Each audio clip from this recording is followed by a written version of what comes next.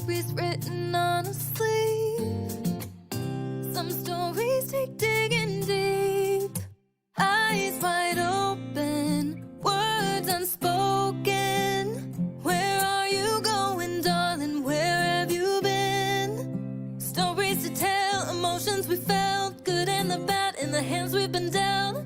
I wanna know why, I wanna know why you're the way you are.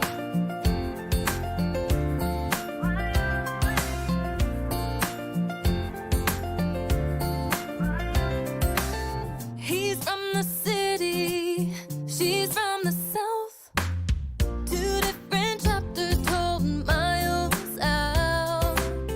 Their back row living in his White House. So many stories that I need to know. Not every story's written on a sleeve. Some stories take digging deep. Eyes wide open, words unspoken. Where are you going, darling? Where have you been? Stories to tell, emotions we felt, good and the bad in the hands we've been dealt. I wanna know why, I wanna know why you're the way you are.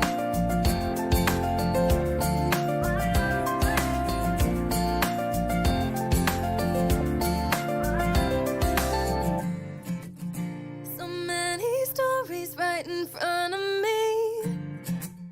Some people climb to heights I've never seen. Too many falling down off their feet. These stories take digging deep.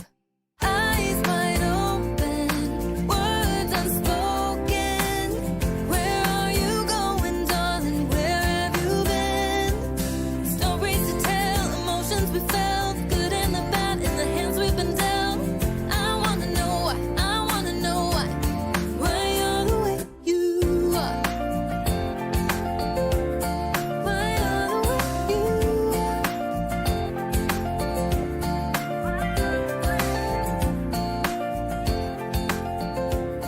Why you're the way you are.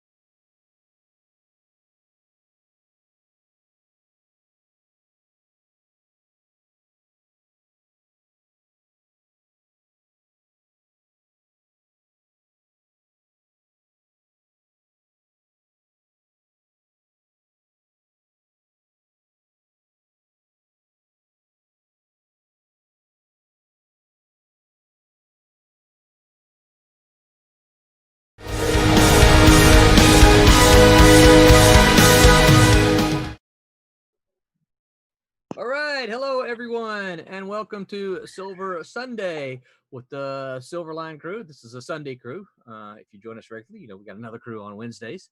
But we're going to tonight. We're going to talk about the same thing that they talked about on Wednesday. But you get 1, 2, 3, 4, 5, 6, 7. You get 7 new perspectives and points of view. So hopefully it's just a continuation of what you've learned there.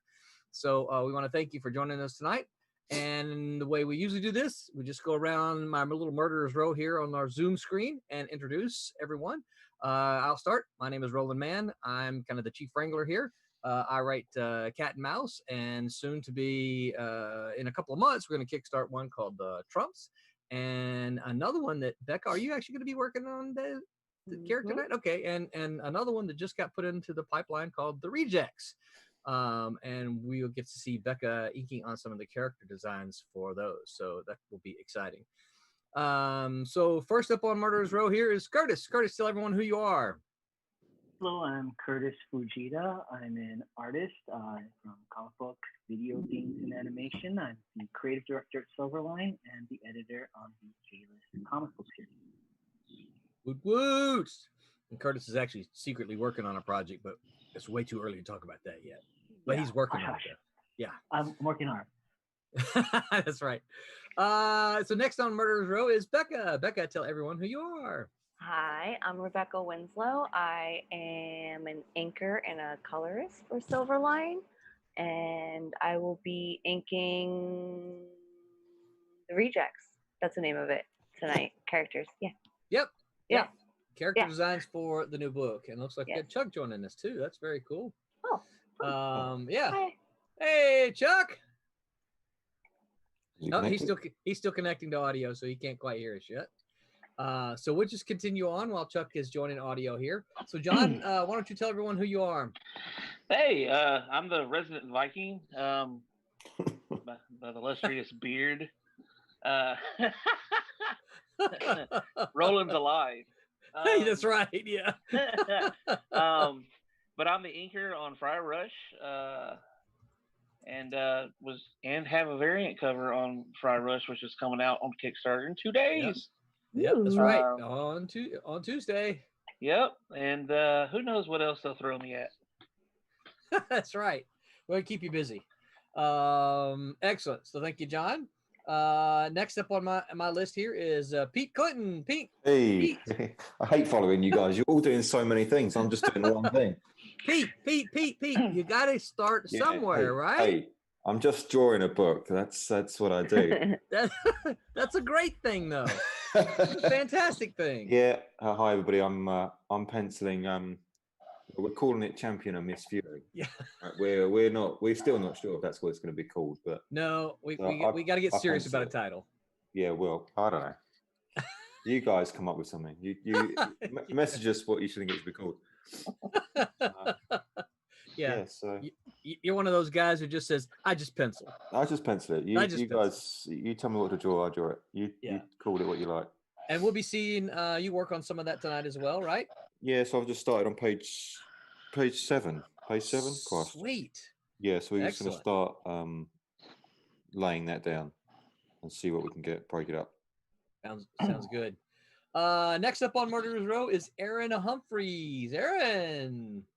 I am the penciler or the artist on Fire Rush, and other than that, I just hang out with these guys and stream stuff online. I do my own comic book too, and that's it's one of the issues of my comic that you can. So when I'm not doing that, I'm helping out Silverline.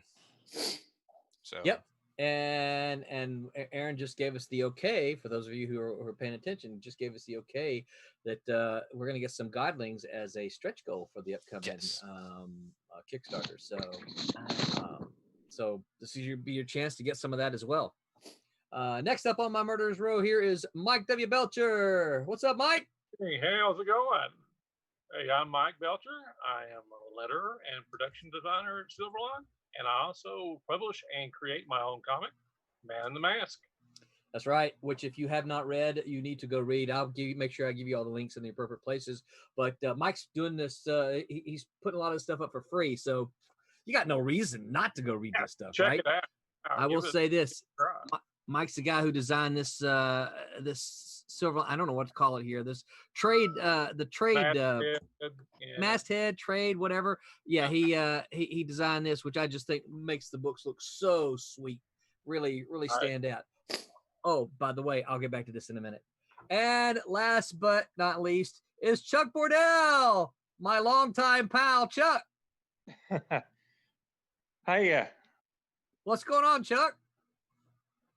Well, I haven't been to these Sunday gatherings I was at one, looked like a month ago, Yep. and I just figured I'd drop in and see how everyone's doing. Well, we appreciate that. We are live. So Chuck, tell the folks what's some of the stuff you've done with Silverline. Well, right now I'm inking the White Devil, Right. finishing up that. I'm not sure who inked the first couple issues, but and I've done a whole bunch. Silver Storm 2 I did, and Sirens we did, but that was through Caliber. Yep. Still a Silverline book. Yeah. And you've seen And some Marauder of the colors. we did. Marauder. Yep. Which Becca is coloring on. It's kind of on her depth chart. This kind of third on the list. Right. Yep. Yep. So and Chuck's been inking for 30 years. Yeah, about So- that. Yeah, I think so. Because I know that the Silverline stuff wasn't your first stuff. You had worked with Paul Pelletier on the Alpha books, right? Yeah. Yeah, Yeah, I did some inking on the Totem series that's through right. them. Totem.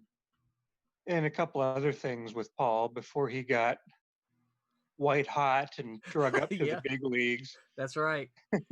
He shot up like a rocket, didn't he? Yeah. Yep. Well, Chuck, we're absolutely overjoyed you could join us tonight. You know, of course, I've told you before, love to have you anytime that you're available. I know you're really busy with work and everything, but yeah, glad you're with us tonight. Thanks. Behind the scenes, who won't make an introduction, is my son Brett. He is doing all the production. He makes sure that you get to see the images and stuff that pop up on our screens. He's also going to be responsible for making sure you get to see as the artist work tonight. Aaron, I forgot to ask you, you going to be streaming some art tonight? I would, but I've been working on another project for non-comic related projects. So Okay. I haven't been working on anything comic related for a few that's all days. good. Just But yeah, I trying would. to figure out who Yeah. our art streamers are. John, you streaming art? I think your answer is a no, right? Because you're outside enjoying the weather and kicked Yeah. back. Still got a little bit of rib stuff, grease on my fingers. I'm trying to get off. All right. Curtis, you'll stream any tonight? Any art? I'm working on something, but it's a little on the hush Okay, hush. So sure. maybe No, not that's maybe fine. not tonight. Thank you. though. Listen, if I didn't ask, someone would holler at me and say, "You didn't ask, right?" Yeah, I'm so all glad right. you asked. Though. Well, good. So Becca, if you want to pop your stuff up, we'll start off with you, and I guess it's just I be guess so. you and Pete tonight. Ladies first. You're not So- going to put your scene up again, are you? That was a secret. So tonight we're talking about, actually, before we get there, as an update, I know some of you were backers of our projects, our Kickstarters. So I'm happy to say that these are the proof copies of Divinity and Twilight Graham. It's a flip book, as you can see. I keep flipping it. It's just one book. So I'm not trying to do a magician's trick here. You read Divinity this way, and then you get to about the halfway point, and everything is upside down because you got to flip over and then read Twilight Graham from this direction. The new Kickstarter we're going to do will have an exclusive flip book this way too. This is the only way you'll be able to get these flip books, by the way. They're only going to be available as part of our Kickstarter. Once the Kickstarter is over, then you'll still be able to get the books, but they're going to be only available individually. So I can absolutely, I chose the wrong word in my speaking. I can absolutely say these books look fantastic. And of course, they're done by our good pals at Kablam Digital Printing, who prints all of our comics. And Tommy, of course, who is usually on the Wednesday stream, is one of the partners there. So I just can't tell you, I can't find the picture, just how good these things look. Mike did the lettering. Mike, you probably look at that. Look how good your lettering looks on this thing, man. Woohoo! Looks great. So yeah. Oh yeah, I will in just a second. I don't have that up right at the moment. So Do I stream? Do you stream? do you stream regularly? I think is the question. I don't know if it's obvious, but I really don't. No, I just kind of stream here. Yeah, I'm actually pretty busy with like doing this stuff, and then I have a daytime job, and yeah, So I would love to stream more, but I don't. would it be fair to say, Becca? I don't want to put words in your mouth, but would it be fair to say that we kind of have exclusive rights to Becca Stream? Yeah, you basically do. Yeah. Yeah. So if you want to see Becca Stream, you got to join us here on Sunday nights. That's just what Yeah. it is, right? You can chat with her and you can ask her to all kinds of questions. We're wide open to questions. We'll be talking about movie stuff tonight, but any questions you have for anybody here, post them up on the chats and I will see them. I have it open now, Brett, so I can see if anyone posts there. And address those questions. So we encourage questions. We want questions because we look at this, especially in the light of we have no conventions to go to while we're in the middle of the plague. Hopefully that this will go over and we can get over soon and we can get back to doing conventions. But this is certainly a way for us to connect with you. And if you've got questions, please don't hesitate to ask. That's what we're here for. So this was Twilight Grim and Divinity, and as someone said earlier, we are launching Friar Rush 1 and Bloodline One Shot on Tuesday. As with all Silverline books, these books are finished. We could go to print with them right now, but we can't because we need you and your help to help us fund that. Plus, we need to know who you are so that we can put you on our thank you page. All of those of you who help us do that. So if you like independent books, which you obviously do because you're here watching us tonight, get ready for us to launch the newest Silverline Kickstarter on Tuesday. Also, don't forget we've got a merch store. Thank you for the reminder. We have a merch store that we're every week we're adding some new cool stuff. As we can kind of grasp stuff away from the artists, all these cool images that they're doing. We're putting images up on the merch store. So please go check that out. And it's just kind of another way to support us and help us to get stuff that we can get out there and, things like t-shirts and stuff like that. So, okay. Anything else I forgot before we jump into the topic? Okay. So, I don't know if you watched. I don't know if you guys. I try to always watch, the Wednesdays, even though I'm not there. And I'm going to approach it a little bit different. His first question was, "What movie do you love and what movie do you hate?" And my problem was, I thought about that, and I'm like, I don't know that I can think of a movie that I hate. I don't, I don't hate too much. There are movies that I think, yeah, that's pretty stupid, or I don't like that. But so instead, what I'm going to ask is, name a movie or two that's your favorite movie. And then maybe a movie that you think is overrated.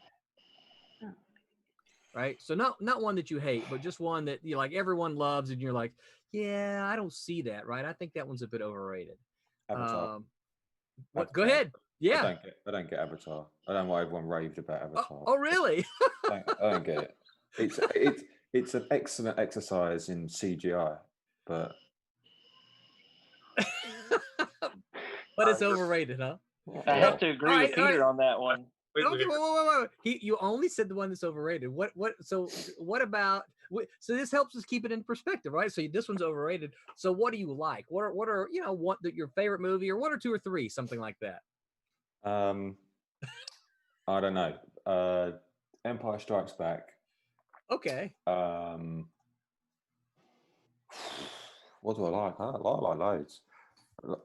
I know it's comic books, but the Infinity Gauntlet, I thought that was brilliant.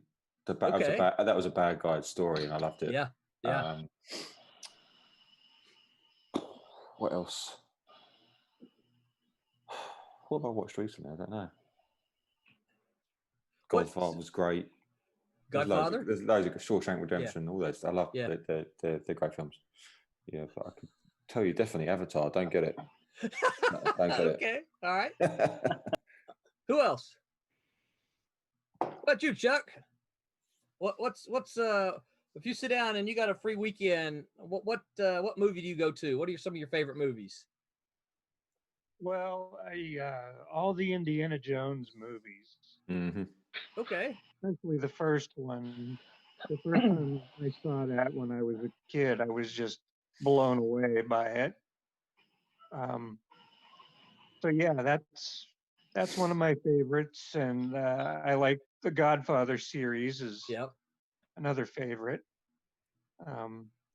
I've never seen anybody do a mafia-based comic book, but I'm sure there must be one out there. I would think so too. I mean, that seems too obvious, doesn't it? They may have. They just may have been whacked in the process. So now they're not around.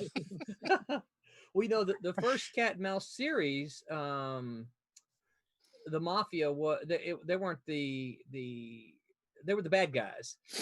Something that Cat and Mouse had to deal with, but they weren't the protagonist. So that's not quite the same. Dang, Becky, you're moving fast on that. That looks great. Oh, by the way.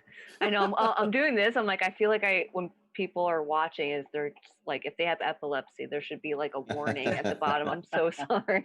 No, but actually, I actually think it's really good for you to scroll out sometimes because as you are now, we can see the whole thing. So it allow if someone's just popping in, when you're zoomed in, it's hard to see. Well, what the heck is she inking? And then you zoom out, and you're like, oh, that's kind of cool. Then you zoom back in, and you're like, oh, cool. Yeah, I'm constantly doing that. I'm sorry. That's the first time I've ever heard somebody sit there and go, "Hey, I may induce a seizure." Yeah. So what about overrated, Chuck? What do you think's overrated? Oh, wow. I think that Titanic is way overrated. Really, you don't love that song so much? No. Only when it's done by Ryan Reynolds. Yeah. Yes. Yeah.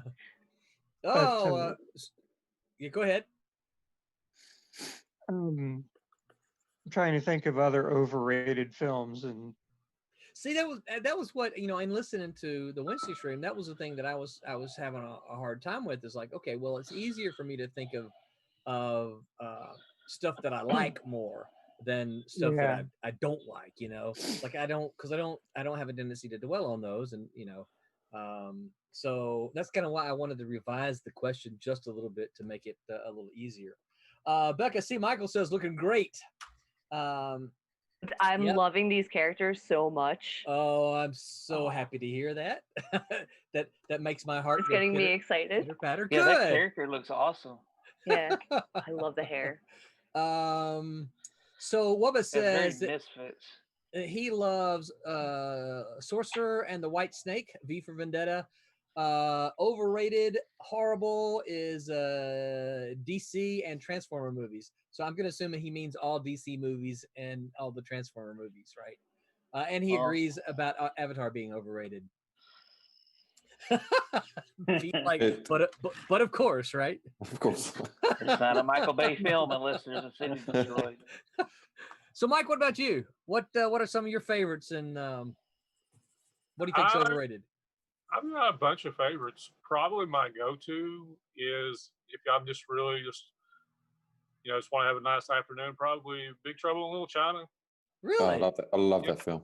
I'm with you on that. Absolutely, that was amazing. Absolutely one of my favorites.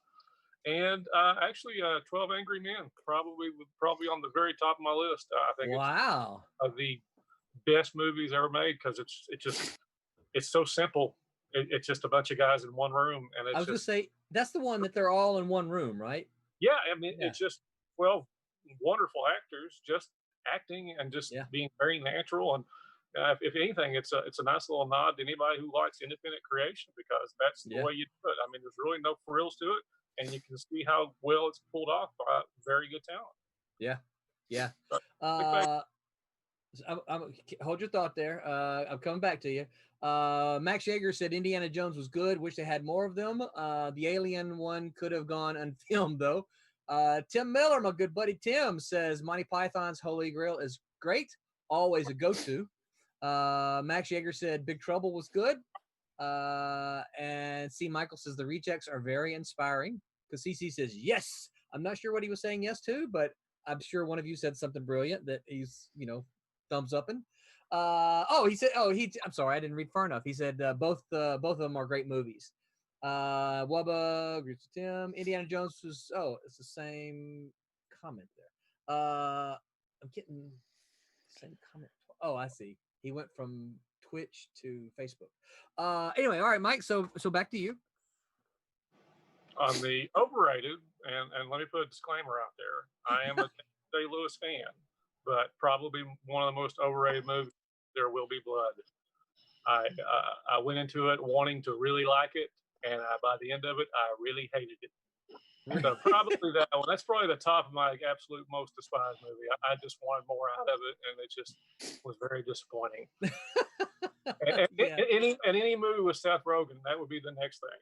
So I'm very actor related on that one. Anything with Seth Rogen will probably be the next one on the list. Yeah. It's hard for me to disagree with that. Yeah. All right. So what about it, John, Curtis, Aaron? Well, sounded like one name, didn't it? Yeah, it did. But I guess I'll go next. Okay. Overrated. I have to agree with Avatar. That was a whole lot of time and a whole lot of work for something that had next to no real depth and story. And I have to say, favorite films. I have to go Boondock Saints. It's a good one. It's a great one. And Lost Boys. Oh wow! Okay. Wow, that's good. Cool. Eric Amundsen said, I thought I recently heard they were going to make another Big Trouble. Tim Miller said Star Wars episodes 1 through 3 were terrible. And Lost Boys was good. That was Eric Amundsen. C. Michael says, amen, anything with Seth Rogen. Cassisi said it was rumored that The Rock would remake Big Trouble in Little China. Not sure if it fell through or not. I think that he's supposed to play Black Adam too in the next Shazam, isn't he? Yeah. I will say this with when it comes since we brought up Big Trouble in Little China, I actually know somebody who looks like the villain in that movie. Oh, really? Yes, he looks just like that creepy toe Chinaman.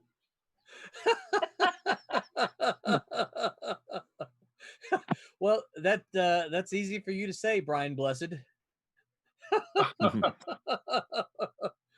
For those of you who don't know, I say John looks like Brian Blessed, the guy who played Voltan in Flash Gordon.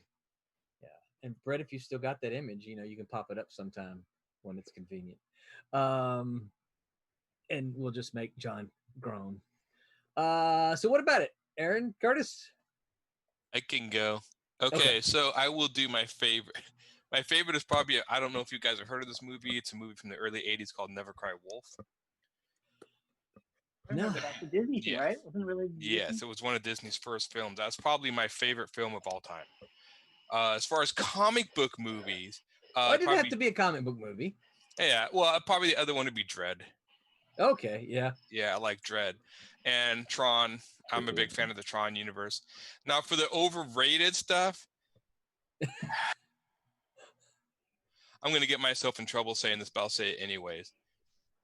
To me, the entire Marvel Cinematic Universe, I just do not like any of those movies.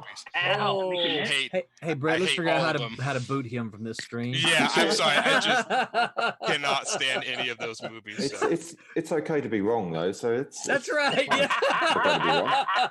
Thank you, Pete. You took the words right out of my mouth. Not everybody can be right. Yeah, that's true. So I have to ask it, Aaron. What is it about them? Because obviously there's many surrounding you who they disagree with you. They are the epitome of design by committee. Okay. Because one of the ones for that 21 movies, I've seen the exact same story, and I'm still surprised to this day. Out of 20 movies, people go like, "It ended like this," and I'm just like, "Yes, I can see the ending coming a mile away." And the first movie started out good, and then Tony Stark became snarky, and everyone's snarky, and everything's. And I mean, it's just I don't know. I will agree that we did see some of that, yeah.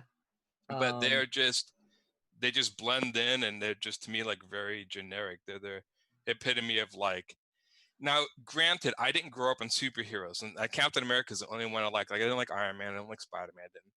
X-Men was the only comic book I like, superhero-wise. But most superheroes I did. I mean, I grew up reading Appleseed, Alien Legion, Predator, Aliens, all that. So when I saw these, I was like, oh yeah, they started out okay, and then they just, to me, you can interchange any one from the other, and they're just all the same, which I think was their point. I think it was yeah.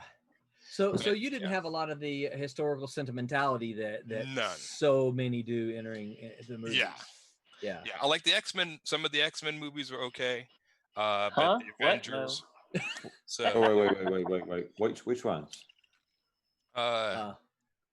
Some of the which ones? I like the first one and the second one. I thought were decent. Yeah. I like it when superheroes are more sci-fi, and I don't know. I even when I was a kid, I could not figure out like why would somebody put on spandex to fight crime. Even as a kid, I could never figure that out. Yeah, I can't forgive them, Fox, for making Sabretooth a moron. Yeah, that's the one thing. They did kind of redeem him in that Wolverine solo movie, though. The movie wasn't good, but the guy who played Sabretooth, I thought, did a good job.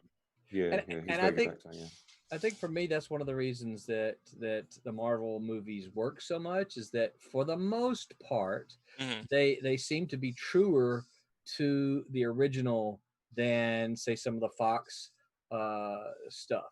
You know, sometimes you look at some of what was done in the X-Men, you're going, I don't recognize that character at all. Yes, I know who it's supposed to be, but I don't recognize the character. Where for the most part, in the Marvel movies, you know, they kind of they look like, and I still think a lot of movies are afraid of primary colors. Yes. You know, everything has to be too dark. They throw in all these dark shades, which I think it's a mistake. You know, I look back at the 70 Superman movies and going, that's what Superman's supposed to look like. Yeah, exactly. Eric Amundsen said, sometimes. Go ahead. I know I have an unpopular opinion. I have friends that chastise me all the time, and I'm just like, it's like whatever I like, dude. Yeah. Eric says, sometimes it can be disappointing when books are put to film, especially when liberties are taken.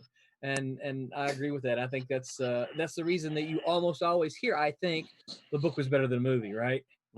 You rarely ever hear somebody say, well, the movie was better than the book. Royal Airship says this. I guess tonight we're almost like the Mystery Science Theater 3000 movies, and we're leaving him in stitches.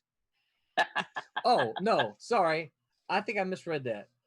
This is what he likes. Almost all the Mystery Science Theater 3000 movies leave him in stitches, so he likes those.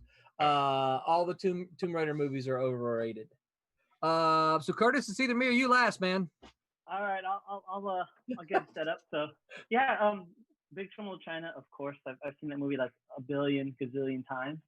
So and then another movie that I like with a similar name is called Once Upon a Time in China. It's a series of kung fu movies, and that was so influential on me that I sought out. It's based on the story of a real martial artist, so I sought out that style of martial arts, and even trained in Hong Kong and got to train with people within that lineage. And so it was like one of the most influential things for me. Wasn't that Jet Li? Yeah, Jet Li. Jet Li. Great film. And I also like Stanley Kubrick's movie Barry Lyndon. If you haven't seen that, it's just gorgeous movie, all done by candlelight and things like that. It's kind of it's a beautiful movie. And the other one that I really like is a movie called Fallen Angels. It's a Hong Kong movie, and it just has some really unique characters. Like there's a character in it who's mute and he can't get a job. So he goes ahead and he breaks into other people's businesses at night and runs it during the wee hours of the morning. Just very weird story. But Fallen Angels is really good. So. Cool, sounds good. Yeah, it's really, really neat stuff. And for overrated, and I'm going to brace myself for the what's going to come next. But I never got into Forrest Gump. I thought Forrest Gump was just not my bag, and so I don't know. I what didn't that get means. it either. So yeah, okay, it was good. okay, but it was just whatever. I think it's maybe a little bit of a Southern thing. Is that what it was? It's possible because there's a lot of this. I love Forrest Gump. Did you? It's Tom Hanks, and yeah, you can't not like Tom Hanks for a start. So Pete, this is a completely different conversation that we're not going to have tonight. But I've always said that Southerners are more like British people than Northerners are. That's a whole other conversation. That's a really long conversation that probably not going to happen tonight. Roland, yes, sir. Roland, you're reaching. You're reaching. But no, I agree with Pete. Tom Hanks. It's hard to find a bad Tom Hanks movie, right? Yeah, he's excellent. I mean, yeah. I'm just gonna stay on mute over here, so I'll be on. No. Forrest Gump would not certainly be one of my top movies. So since Kurtis is muted, I guess I guess it's my turn then. As I've said before, I don't watch a whole lot of television, so I have a tendency to have a lot of favorite movies, a lot of movies that I watch. I don't have a lot that we talked a little bit earlier. I don't have a lot that I don't like.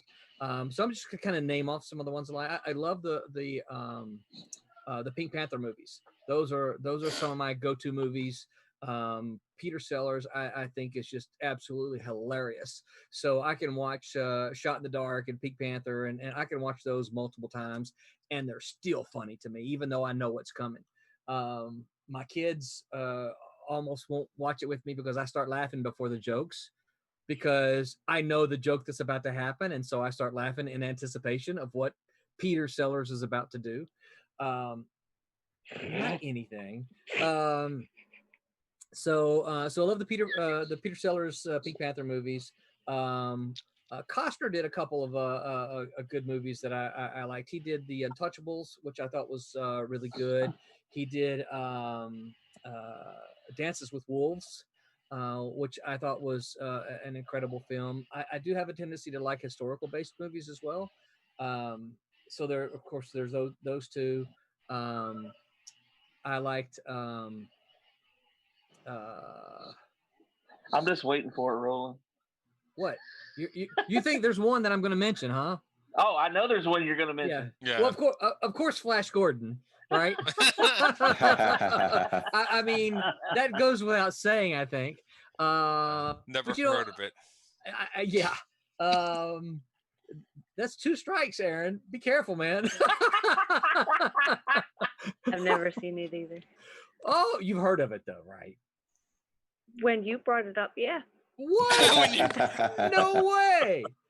So yeah, the only reason I went to see Flash Gordon, not the only reason, but the biggest reason I went to see Flash Gordon when it came out was because I was a huge Queen fan, and Queen did the entire soundtrack for it. So I'm like, I don't care what movie it is. I mean, I went to go see One Vision and Iron Eagle. I went to see those that Queen did music for too, and those aren't in my top movies, right? But that was the only reason I went to see those, is because of that Queen did the music to it. Yeah, and it ended up being a very good, goofy, wonky, long sound film of mine. So there was that. I liked. These are some of the ones that I kind of go. These are my go-to films, right? There's also Braveheart. I'm a big fan of Braveheart. I'm a big fan of. Oh shoot, what's the other one he did about the liberty, independence-minded guy? Patriot. Patriot, yeah. Oh, why? I should have thought about that, seeing as that what weekend it is, right? Yeah. I love. I love both of those movies. They're very much the underdog kind of thing. Yeah, I could probably go on. I do the movie that I think. All right, I'm prepared myself now. The movie that I think is shouldn't have been filmed is the third Nolan Batman.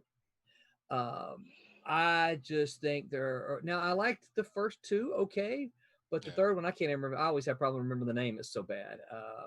Dark Knight Rises. Dark Knight Rises. Thank you. I think that is one of the worst uses of film I've ever seen. I could not stand that movie. I mean, all the way through it, I'm like, that's stupid. That's stupid. That's idiot, right? I think it's. I don't know it's not necessarily hailed as one of the best Batman movies, but I have heard people say it's their favorite movie, and I'm like, what the heck are you drinking? I think I might be shunned if I ever say the one that I'm not very fond of would be all the Star Wars. Oh yeah. Ooh. I've seen them. I've seen them all, and like I appreciate what they are, but I'm just not a fan. I know I've gotten yelled at plenty of times for that. Don't worry, Becca. I agree. I like them. They're okay, but they get. I have a hard time getting through them because again, it's that. You got to give me something to grab onto, and I don't know. I mean, I like it. I just got done watching the Rebels TV series, and I had the struggle to get through it. And by the end, there were like magic wolves, and I don't know whatever else they were bringing out. I was like, that's cool. I thought Rebels was a really good series. I really enjoyed that. And the end of the Clone Wars was excellent. The Clone Wars was good. Rebels was okay. Brett, my son Brett, likes the. He's told me before, and he may pipe up and say differently now, but he's told me before he thought the Clone Wars was some of the best Star Wars stuff made. As far as the movies and stuff, and I go back to the original three, which I guess is 4, 5, and 6 now, right? I like those. I did not like the ones after that. Several messages here I want to run through. Wubba says Jet Li was awesome. Royal Airships, you're totally right, Roland. Both lost, probably referencing some of the movies I was talking about.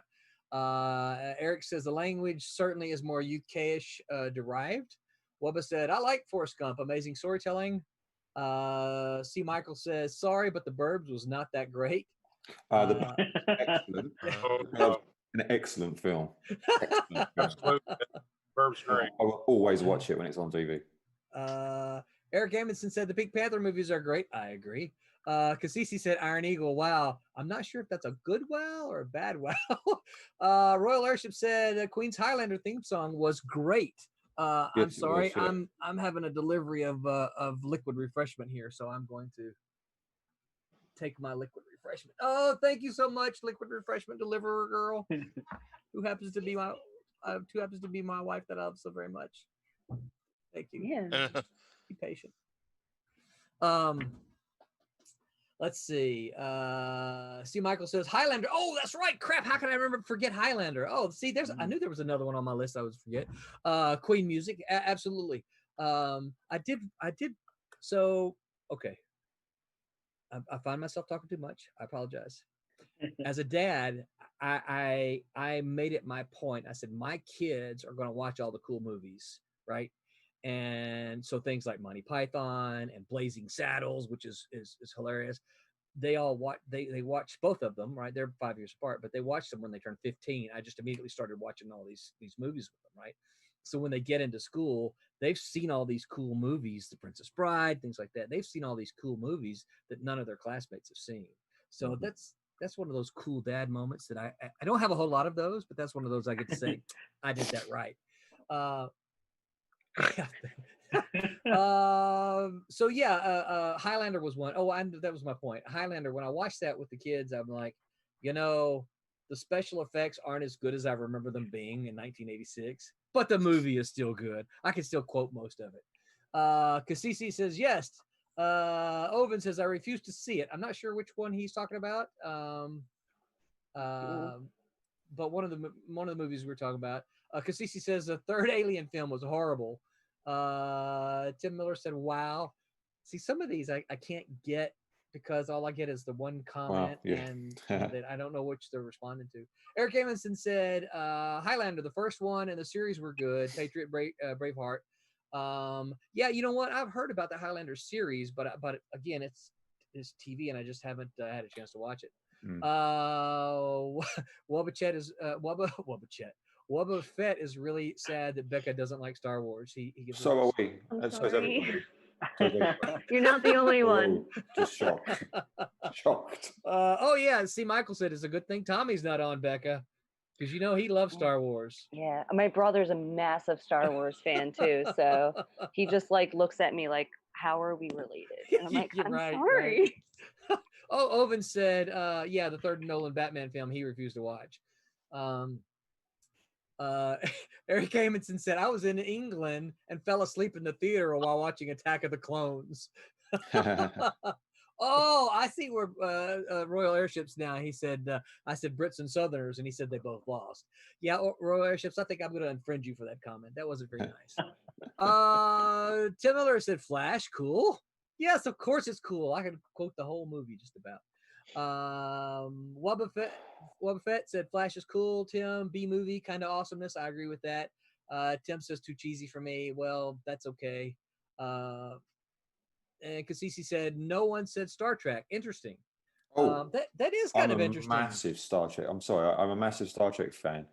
Although when my top films probably only First Contact, and the original Star Trek 2, Wrath of Khan. Yeah. Well, that was. I just think that's the TV series are so much. Most people think of television series and movies when it comes to Star Trek. I think. Yeah. That's why I don't think anyone jumped to mind. I mean, if you do that, I mean, the Next Generation series. I mean, that would say, yeah. Yes. Yeah. Excellent. Yeah. I liked Hitchhiker's Guide to the Galaxy. Yeah. The book was better. Yeah. I'm still reading it.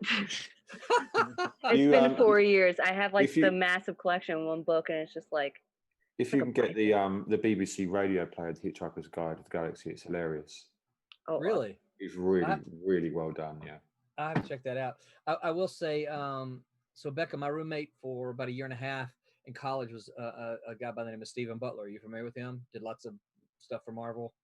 His name does sound familiar. He did Sonic the Hedgehog for a long time.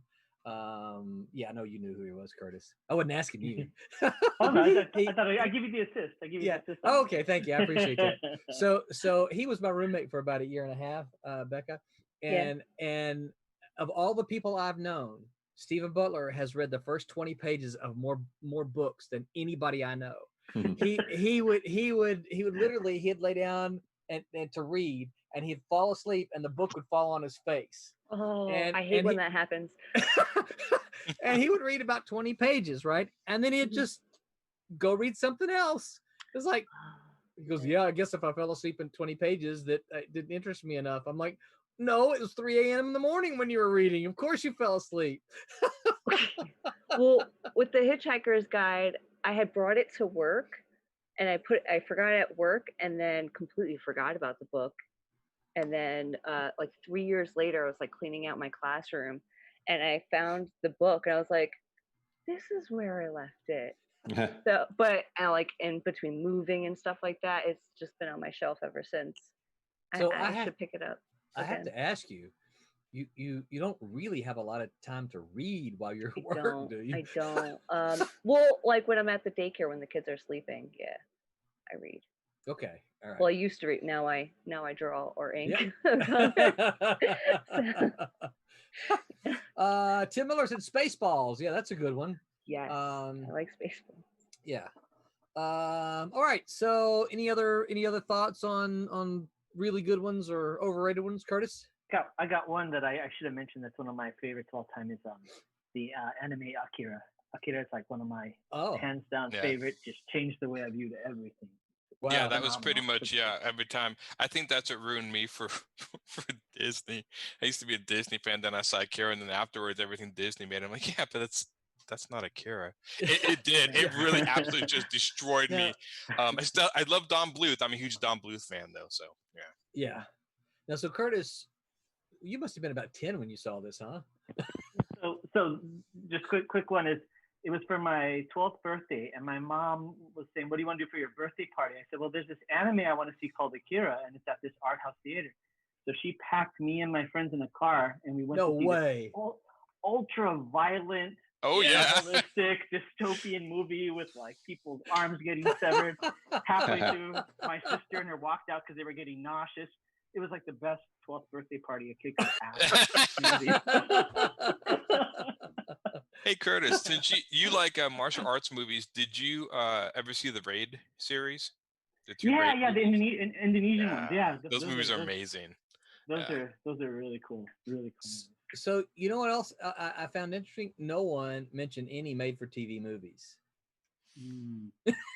Now I'm trying to think about. Well, there's all my favorite Hallmark movies. There's a Tom Hanks one. Has anybody seen Tom Hanks in Mazes and Monsters? That's a good Tom. So it was back when Dungeons and Dragons was kind of the thing everybody was attacking for being satanic and bad and things like that. And Tom Hanks was in a TV movie where he played a guy who was playing Dungeons and Dragons and started hallucinating. And that's right. You can find it on YouTube. Yeah. Really? Yeah. Okay. Yeah, I have heard of this. And that is a good Tom Hanks movie, by the way. So I highly recommend it. You know, another one, Curtis. I kind of have expected you to mention this one, but another one of my go-tos, and I'll tell you another proud papa moment, is the Seven Samurai. Oh, of course. Yeah, that's phenomenal. It's been remade how many times?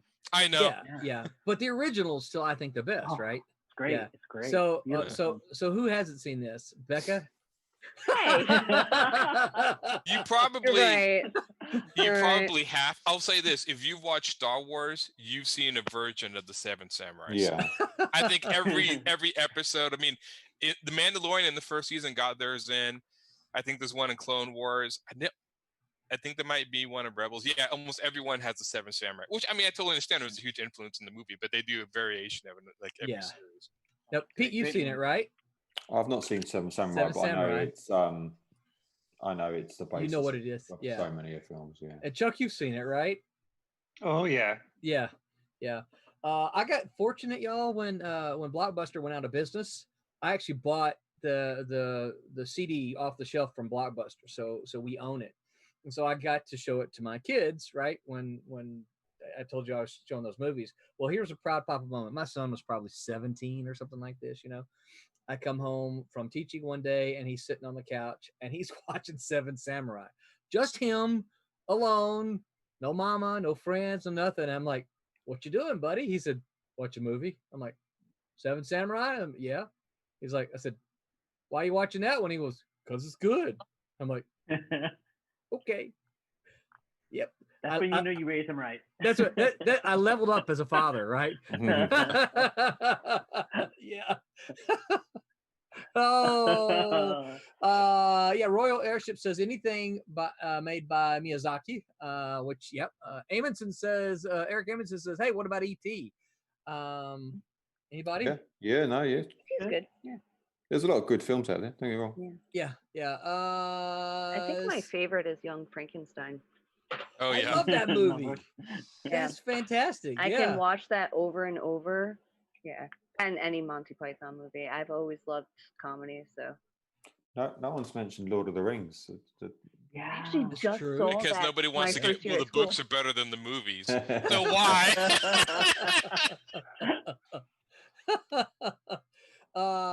C. Michael said Gulliver's Travels with Ted Danson. That was a good film, yeah. I don't know that I remember that one. Merlin for NBC was good. I remember the British Merlin TV show. We watched that. That was pretty good. Oh, you thought so, huh? Well, yeah, I didn't say it was great. I said it was pretty good. Yeah, it was all right. See, Michael just saw Mazes and Monsters a few times. Wife owns it. Wubba says he thinks it came out in the 90s. Cassisi said great movie. The original is amazing. And then he said The Magnificent Seven. Which, I mean, it's good as Americanized version of it. The original, Cassisi says the original 49 Ronin is good as well. I don't know that I've seen that one. I'll have to look that one up. And then, of course, Eric Amundsen said Young Frankenstein was good. I think I probably watched Young Frankenstein with Eric Amundsen a time or two. Eric Amundsen is another former roommate of mine. I had lots of roommates in college. So Brett, we got a review from Wayne Hall, right? All right, let's go see what Wayne Hall says to say about I forget which one he sent us in. This independent book. Hilo, okay. And so we'll watch Wayne Hall, who reviews indie books, and then we'll be right back with you as soon as Wayne Hall is done to talk about some more movies and how they influence us. Hello, Wayne Hall back again, talking about indie comics you can order through your local store. And I realized that I haven't been talking much about fun books. Every time I do a fun factor, it's low. So I thought this time I would balance that out by talking about a fun book or a fun series of books. That book is called Hilo. Hilo, the Boy Who Crashed to Earth, is the first in a series of 6 books from Judd Winnick. It's a series of actually quite fun books, aimed largely at younger kids, I think. But, as an adult and a comic reader, I really enjoy it. As you can tell in here, there's a lot of comic art and things like that going on. And the story is about what appears to be a young boy. And I'll read the back real quick to you. Hilo doesn't know where he came from or what he's doing on Earth, or why he's going to school in only your underwear is a bad idea. But what if Hilo wasn't the only thing that fell to the planet? Can Hilo, DJ, and Gina unlock the secrets of his past? Can Hilo survive a day at school? Find out in Hilo, a laugh-out-loud epic story of friendship, adventure, and the occasional mutant robot ant. And one of the gags they do on here, if you see on there, they're yelling, "Ah!" Whenever they greet each other. That's a greeting that Hilo, when he runs into DJ, that's his reaction. "Ah!" And so from then on, whenever he's greeting people, he's "ah." There are a lot of the usual kid-type jokes. There's some fart stuff. There's some other stuff going on that, if you know kids, it's pretty normal. And it turns out, and of course I don't want to spoil stuff, but there are 6 volumes, and we find out pretty quickly Hilo is not a boy. He is a robot.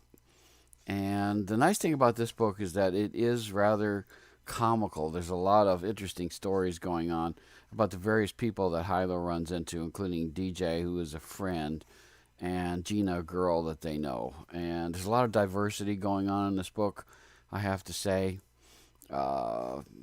There's Hilo when he realizes, I think, that he's a robot, and he's got all kinds of wonderful powers and things like that. And he says, there he's saying, "It seems I can fly." And there's a lot of that kind of humor, which is a grade of things going on.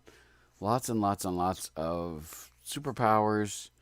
We find out where he's from over time. We also get to discover the wonderful things about the artwork. Judd Winnick, being a writer and artist, he often does things on Facebook. He puts little bits out. The art is actually quite good. I actually like this. It has a fun feel to it, which are good. And the 6th one is out. I've read all 6, and I enjoy them all. And it's a great bunch of characters. Hilo, of course, DJ, Gina. And they as they start along, we get to know their families. We get to find out who is what. We find out about Hilo's past. And there are a lot of fun things. This is where they're meeting, like, the family and stuff like that. So there's lots and lots of family stuff going on. And also in school, they have some fun things about school. And, being the outsider that Hilo is, just like in Star Trek, you always got to have an outsider who looks at society and notices the strangeness of what life is like for the rest of us. And he has that perspective that makes it kind of comical. He gets a lot of fun out of all these things. The first book, of course, we discover a lot about him. This is when he crash lands. He's got underwear on, thankfully. And they get to go. He speaks and stuff, and this is where he meets, and this is where the "ah" comes. He says, "Hey," and then "ah," and from then on he goes "ah" back, because that's what the guy does when he meets him. And there are all kinds of fun things. Another word he likes is outstanding.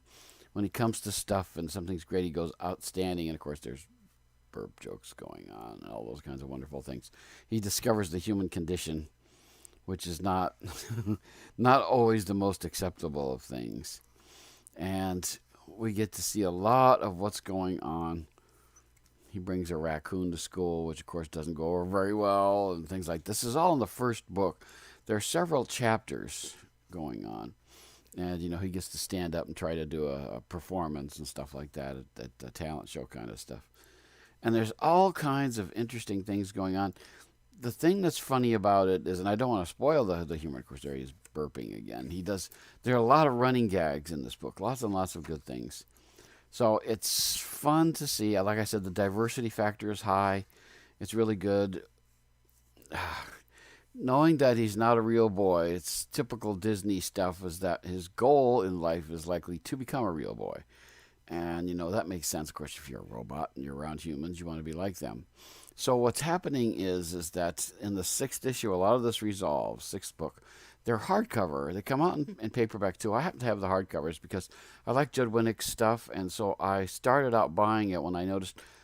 I should mention, too, there's something really interesting going on, a phenomenon going on about young adult and young, children's books. There's like a Dog Boy book that's going over huge.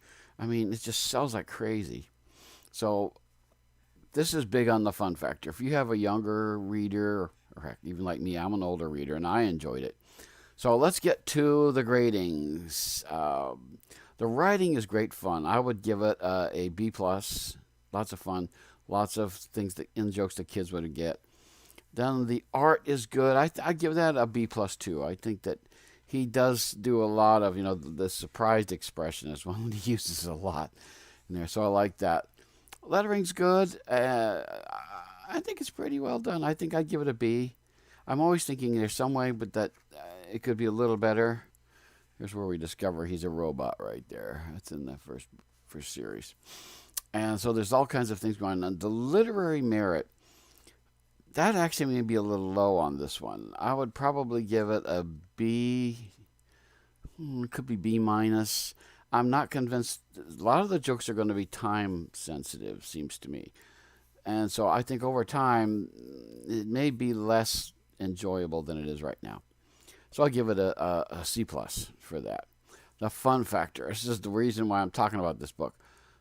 I got to give this an A. It's lots and lots of fun, and I haven't intentionally have not talked about a lot of the jokes.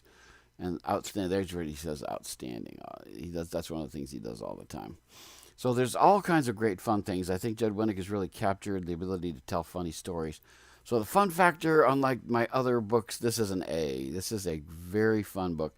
I think this could be a way to get kids to read more comics. I really, really have to give this a good grade. Overall grade. The overall grade on this one, I think, would be a B+. Now, the thing is as an adult looking back at this, I may be a little more critical of it than, say, a younger reader would be. They might look at this and think this is worth a lot more. But I would give it at least a B+. And that's from a guy who's been reading comics as long as I have. It's entertained me. It was gripping. The stories that's going on, the stuff that they say to each other is great fun. Artwork, this is the inner side, which I kind of enjoy. That's the 3 of them. And there are 6 volumes, though. To get the whole story, though, you get all 6 volumes. You can buy them through local shops. It's available on Amazon if you can't get your local store to order it. I've bought these through a local store. It's printed. Let's see. Let me get who the printer is real quick. Dun, dun, dun, dun, dun. It is Random House. So, yeah, usually any old bookstore can get them. Like I said, I have gotten them through my local shop. So if you're interested in this book, if you have like younger readers or you just enjoy kind of fun storytelling, I highly recommend Hilo. You are going to get to read all 6 at once, and like me, I had to wait months for the next chapter to come out. All 6 are out. You can get them. I don't know if they've put it in one big collected volume yet. I haven't seen that happen yet. But Hilo is a great adventure book. I would give it a B+, possibly A- if you're younger than I am. So it's a great book, and I think you will like it as if you're an adult reading it, and if you're young kids who enjoy these kinds of things, I think you'll have a lot of fun to it. It's in the Dog Boy range, which is super popular right now. I'm always amazed at. But Hilo is a great book. I would recommend it. Have lots of fun with it. And until next time, keep reading your comics.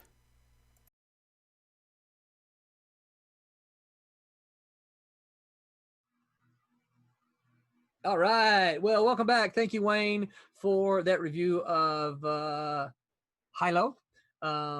Appreciate you, Wayne, and Wayne's comics podcast that he does.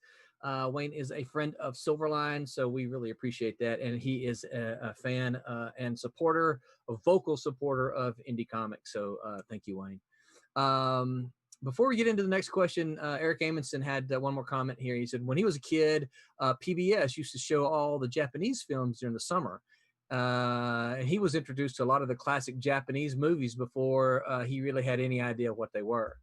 And I can remember as I was a kid, when I was a kid, I used to watch a lot of the Godzilla movies and the monster movies on Saturday afternoons, which was always cool. I'd watch the cartoons in the morning, and then I'd watch, a Lone Ranger episode, and then watch some monster movies.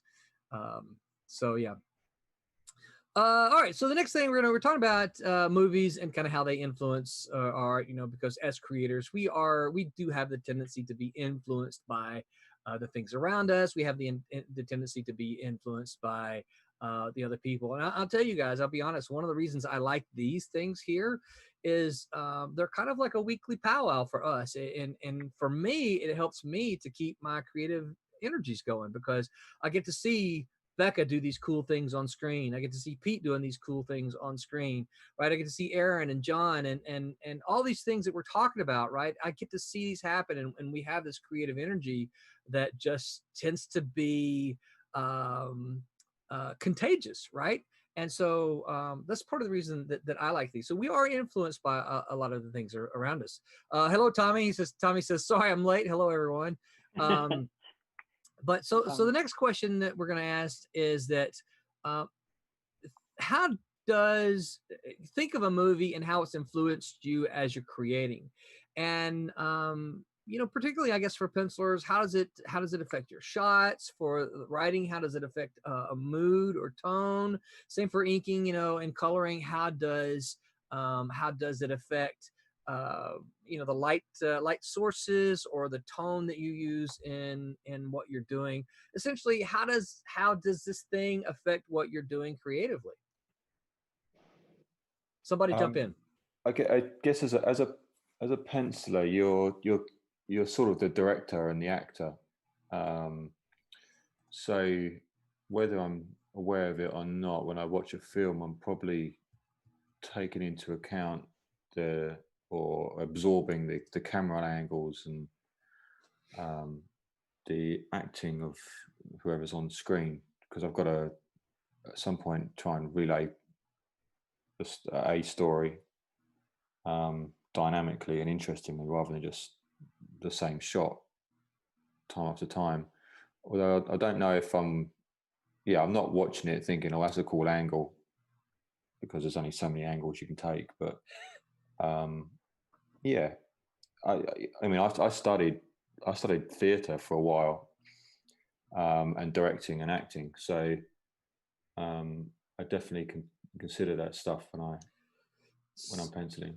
So I'm going to ask you this, and I'm asking you because you studied theater, and I know a little bit about it, not a lot, but so one of the big differences between theater and film and television with the actors is what? Well, you can't get close. You can't get close to see. Yeah. Facial expression. Yeah. Yeah, and one of the things I know that theater actors are often trained and taught to do is be visually expressive. Yeah. Not just in the sense of volume, but you have to be visually expressive. And this is one of the things that I try to teach in my class, is that we, as comic book writers, we have to include those things for the artist. It's like you don't, of course, Pete, you and I are working Marvel style, so you've got a plot to go through, and so there's not a lot of dialogue in there. Try to give you hints and clues as to what they're talking about. But the important thing, I think, to communicate to you is our emotions and physical reactions that the characters have, so that you can then bring those to life. Yeah. And you don't need all of those things in movies a lot of times, because, as you know, the camera can get closer to the characters. Yeah, you can get a bit more subtle on camera than you can obviously in theatre. Can't do that. The subtle facial expressions you won't see that from 50 rows back. No, you won't. Yeah. So yeah. So do you find yourself ever trying to say, oh, I like that camera angle, I like the way they went from this angle to this angle, and do you ever find yourself saying, well, let me see if I can do that on this thing that I'm working on? I think I don't deliberately do it, but I think when I'm envisioning the next panel or the next page, I probably stumble across something and say, oh, that looks good, because I think I've seen something similar in a film, and that worked, and that was a cool angle. I don't go back, right, I've seen this really cool shot in the film, I need to squeeze this in somewhere. But yeah, I've had it when it's like, oh yeah, now this, and sometimes it's actually, it may even be another comic, because oh, that was a yeah. Hey, that Bernie Wrightson thing he did there was that was pretty cool. I'm going to try and replicate that. Yeah, yeah. Most of the things Bernie Wrightson did was pretty exactly, cool, right? Yeah, exactly. Yeah. So yeah, I think there's definitely that. Suddenly you get a flash, and it's like, yeah, that worked, and that was cool, and I know this will be a cool shot because it worked somewhere else. Well, so let me ask you a question then, because I know that we do have some writers that tune into us sometimes. If a writer is writing for you and they have a scene in mind from a film, do you want them to tell you about that? They're like, oh, like this scene from Flash Gordon where he's on the Hawkman rocket cycle. This is what I'm envisioning here. Does that help you? Yeah, definitely, because it just helps me understand what the writer's trying to get to. Yeah. If he says, I want this to be an exact copy of that scene, I might be like, well, yeah, okay, it doesn't really leave me a lot to do. Right. Just look at the film and copy it. But yeah, definitely anything that helps me understand what you're, as a writer, trying to convey, then yeah, great. So you artists will be happy to know that in my class, I do attempt to teach the writers to always make consideration for the artist. And I think I've seen the most common mistake I've seen in scripts is not enough, right? Yeah. They'll write, here's what I want in this panel. And I'm like, well, that doesn't really tell. Or like, Jake steps over the threshold. Well, what does that even mean? Tell me, is he excited? Is he sad? Is he nervous? Is he, right? Give some emotion to the character. Basically, I try to tell them to equip the artist with everything you possibly can, but get out of their way when it comes to determining the camera angle and closeness. Now, obviously, sometimes you're going to say, "Hey, I want a close up here to show he's really scared or excited or something," right? But for the most part, it's like, get out of the way of the artist. Just tell them what the story is, and then let them visually determine what that's going to be.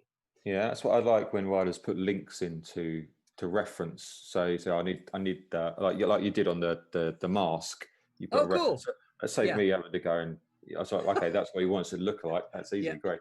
Or this guy works in this sort of office, and he gives me a link to this very posh old school office. I was like, okay, so he doesn't want a modern glass effect. He wants all this wood paneling. So that's cool. Things like that is cool. Yeah. And usually those are oddly links to film sets. Oh, really? Because hey, films, you get lots of cameras and shots of film sets and stuff rather than just stock photos. So you're like, hey, yeah, and film sets. The people who work on film sets, designing film sets, right? I think they're amazing, and the attention to detail that goes into this stuff. So yeah, that cool. Helps. Yeah, and so for those of you who are paying attention, the mask that Pete's talking about is going to be seen in the first couple of pages. Our primary character is going to be wearing this mask in the first few pages of the upcoming Champion of Miss Fury miniseries. So, okay, very cool. Who else?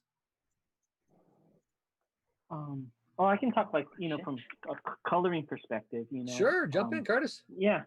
Like I started out initially in comic books doing editorial assistant with Roland, but eventually I moved to color design. And this one director His name is Wong Kar-wai. He's from Hong Kong, but his cinematographer is a British man named Christopher Doyle.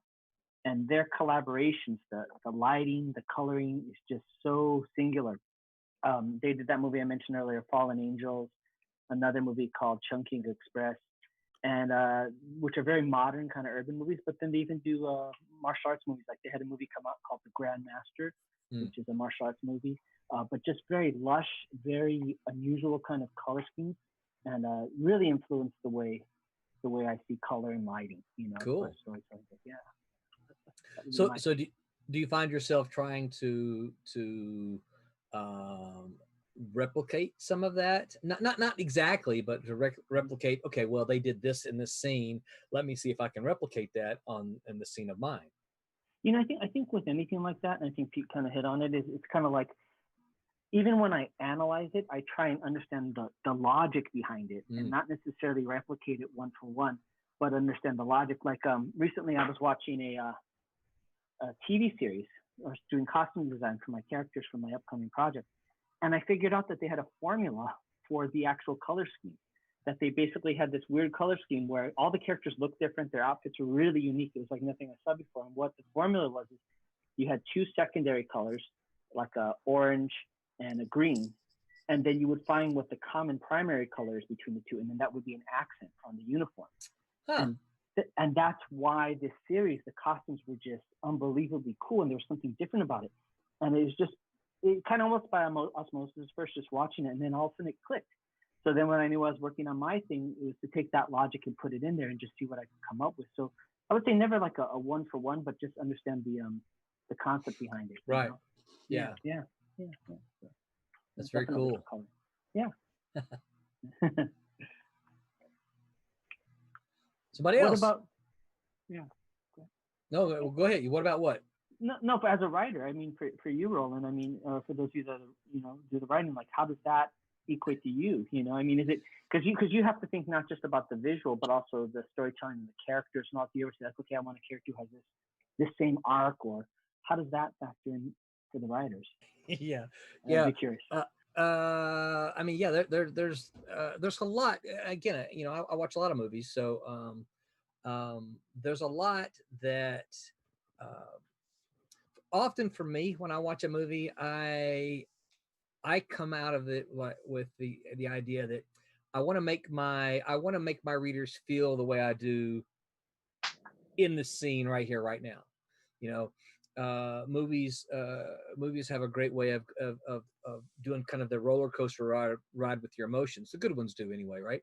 They have a roller coaster ride with your emotions. They take you to the highs and to the lows and the highs and the lows, and moving you towards the end. And it's not unusual that I will experience one of those highs or one of those lows and say, I want, in a scene, I'm like, this is what I want this to happen. I want to be able to communicate this in this thing that I'm writing, right? Absolutely. I think that's what I want to do. That's what I kind of pull from movies the most. A lot of people have said to me that, or I should say, some writers tell me that they want their dialogue to be like film and television. And of course, as one who teaches it, I think that's absolutely one of the worst things that we can possibly do, because I think even Pete kind of said this earlier, is that he has to be not just the director, but kind of the actors as well. And for the writer, this is what the writer has to do in a comic script, is that a film or television show or animation, you've got voice actors in animation and you've got actors in film and television. They're the ones who take those words and give life to them. In a comic script, there is no actors. There are no voice actors. It's all on the dialogue. And one of the things that I know that bothers readers sometimes is the use of names. Chris Claremont was fantastic about the way he was able to do it. A little dated now, and when you read it, but still, you look back on it, you never questioned who any of the characters were, because Chris Claremont told you, this is Storm, this is Wolverine, this is Cyclops, right? You knew who the characters were. So many young writers today have an aversion to using the characters' names in dialogue, because they're like, well, that's not how we speak, Curtis. We don't talk like that. I mean, we just don't, in general, Aaron, we don't use each other's names when we're having a conversation. It just feels awkward. Don't you agree, Mike? I mean, it's just, in general, we just don't do that. In a comic book, you have to do that. And the task is to make that as flawless as possible or as less intrusive as possible, because otherwise, how is the reader going to know? So I can't take dialogue from a film, right? Because it doesn't always work. It's funny you mentioned that. Different. Oh, sorry, Mike. Go ahead. Oh no, I was saying the timing and the pacing are completely different. It's completely different language. Yeah, when I was interviewing somebody for some journalism I do. I was interviewing this action actor Scott Adkins, and I was trying to transcribe everything. And it's crazy when you try and transcribe an interview. It makes almost no sense. You have to kind of piece it together because the way people talk is almost nonsensical when it's put into written form. So it's a big learning experience. And I can totally see what you're saying. Yeah, absolutely.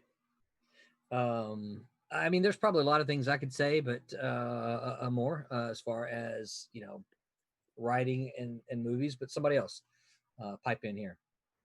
I don't know. Probably my biggest influence was, it was a movie to the end of a TV series, and I may have mentioned this to a few people. When I saw the Neon Genesis Evangelion anime, that really struck me with camera angles. But he did a movie to the end of the series called The End of Evangelion, and that movie was probably the way he did angles and drew emotions out, by color scheme, by placement, by camera angle. Even though it was hand drawn, it was probably the most impactful thing I've seen. And I don't know if it would be impactful if we took away the music and the voice, because the movie has sound and a comic doesn't. So, but just visually, the way he did things, it was impressive, and it also kind of invigorated me to try some of that in my comic, in my book. Now, many like live action movies, I don't know. I usually get more out of like animated movies because I can I can see what they're doing drawing wise, I guess. I don't know. I had to think about live action movies, what influences me. I would say Tron. Oh yeah. Again, just because of the visuals. I remember when I saw it as a kid, it was so, I've never seen anything like it. And to this day, I still really haven't seen anything like it. And it was just the idea that you can make these, like the whole world in that movie was like this completely surrealistic world that was supposedly real. And that was just something fantastic about that. That was probably the most alien feeling world I've seen in a movie that really felt like that's alien. I've never seen anything like that. And I remember it being a huge impact on me. So beyond that, I can't think of anything else. I don't know. Strangely enough, I get a lot of inspiration stuff from playing video games. Really? Just because video games do more world building. Okay. Like history, world building. And gave me another idea for a future stream here. Well, because a lot of times if you're playing like a certain character who's repeating a move over and over again, pretty soon that move gets stuck in your head, and pretty soon I'm drawing that move from that angle, that whatever. Oh, okay.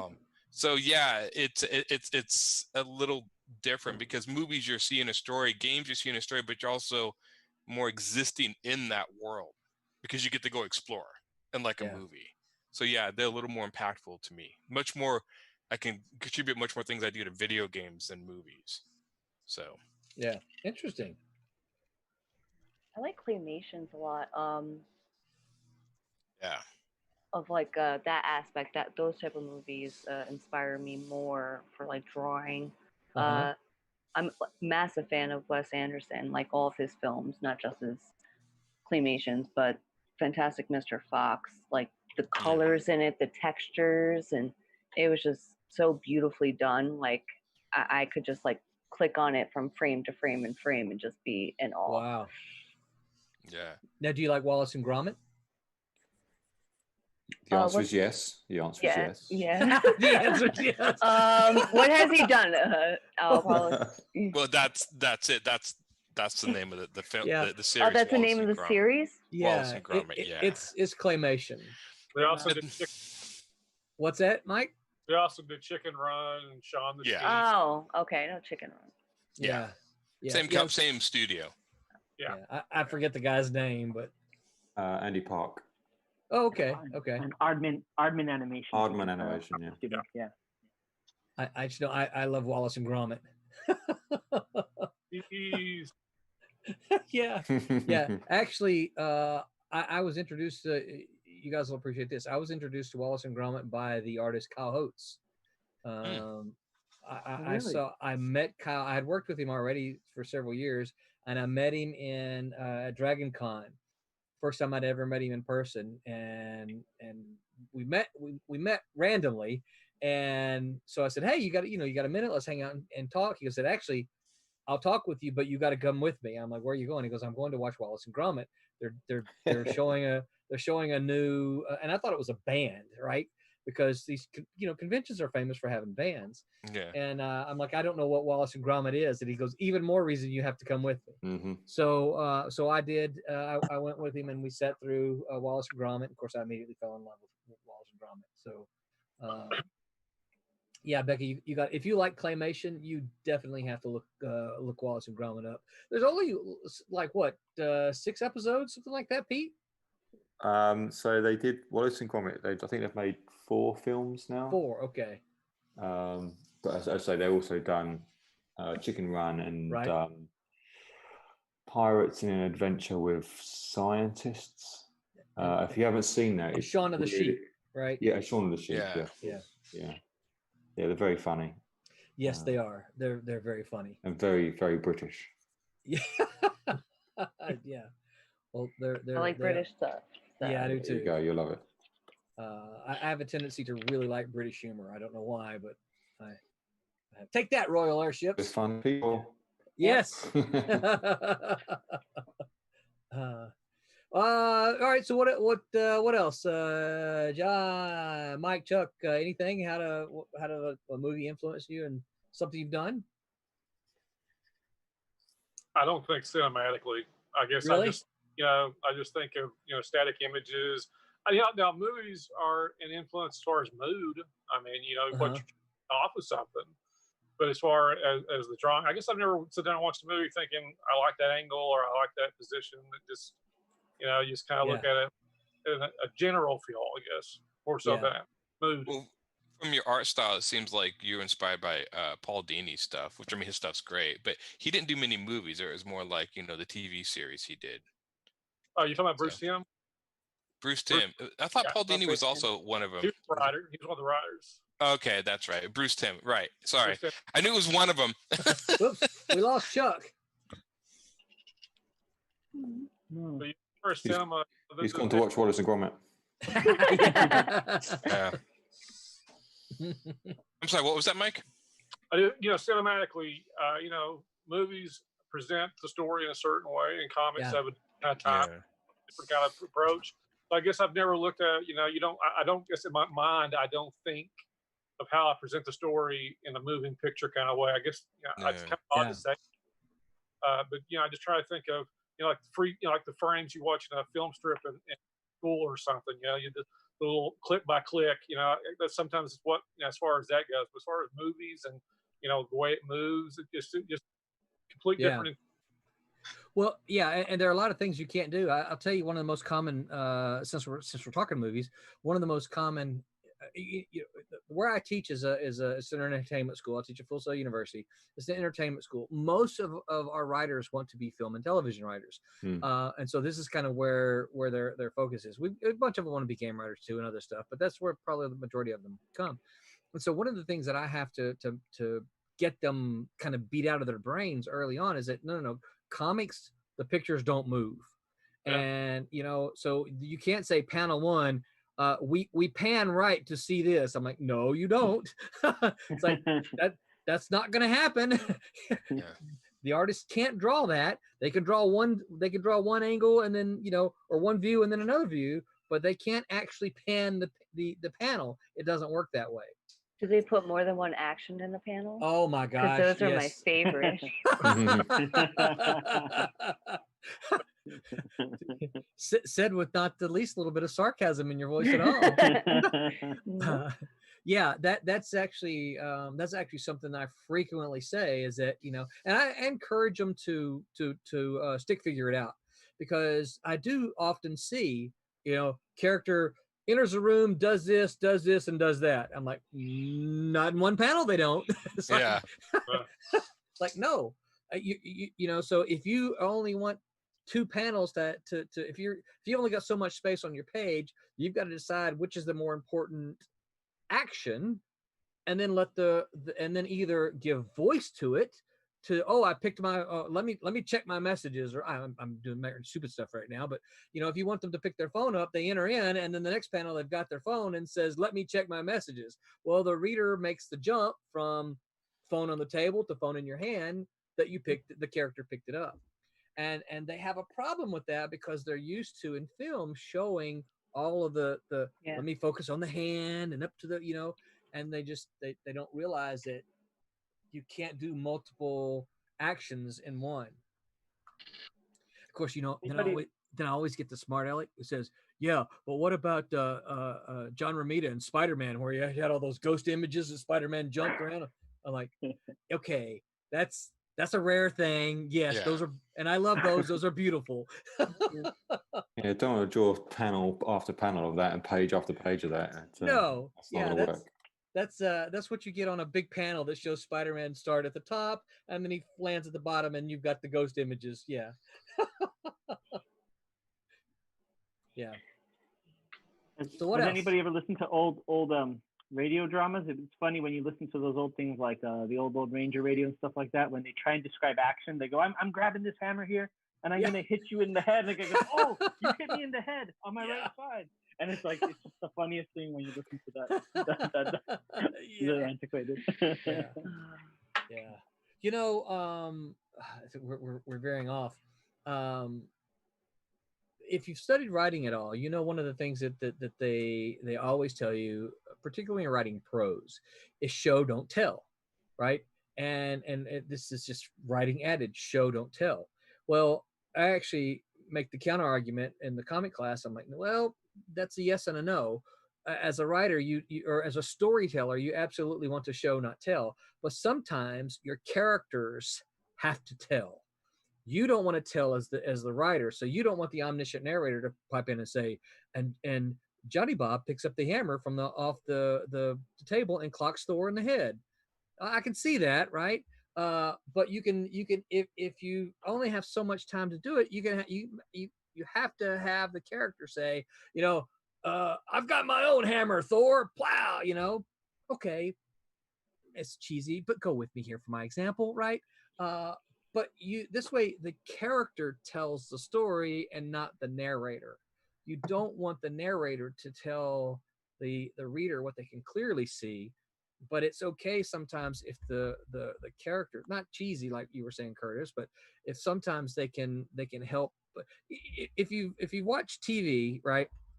Like I said, I don't watch a whole lot of TV, but I don't mean to suggest I've not watched any, but the TV shows that are around for a long time, one of the things they're really good at is reminding you of things that you don't know. Like, I don't know if you guys know this or not, but Ben Dunn's Warrior Nun Ariella is on Netflix now.